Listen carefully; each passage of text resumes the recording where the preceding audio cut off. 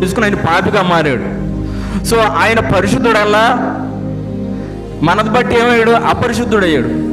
So ఆ ఆత్మని నీకు అప్పగిస్తున్నా, నువ్వే జాగ్రత్తగా చూసుకోవాలని. ఇక్కడ పిల్లలు ఉంటారు కదా, ఎవరైనా పక్కలో ఎవరైనా పిక్నిక్ వెళ్తున్నారు అనుకో, మా పిల్లలను కూడా నువ్వు ఇవి ఏడిపిస్తారు, నేను కూడా వెళ్తానని. కాకపోతే మనకు అవకాశం లేకుండా ఏం చేస్తాం, వాళ్ళలో ఎవరైతే తెలిసిన వాళ్ళు ఉన్నారో వాళ్ళ చేతికి అప్పగిచ్చి జాగ్రత్తగా చూడయ్యా, ఒకసారి కాదు వెళ్ళిపోయేంతవరకు జాగ్రత్తగా చూడయ్యా అని చెప్తాం. ఎందుకు? వాడంటే మనకి అంత ఇష్టం, ఎందుకంటే మన కుమారుడు కాబట్టి.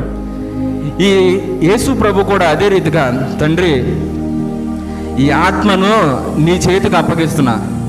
ఎందుకు అప్పగిస్తున్నానంటే నువ్వు ఏదైతే చెప్పి ఈ లోకానంతటిని పరలోకంలోనికి తీసుకురావాలని, వాళ్ళందరూ రావాలంటే నేనే కదా మార్గము, నా ఆత్మ ద్వారాగానే కదా వీళ్ళు వచ్చేది. నువ్వు నా ఆత్మని రక్షిస్తే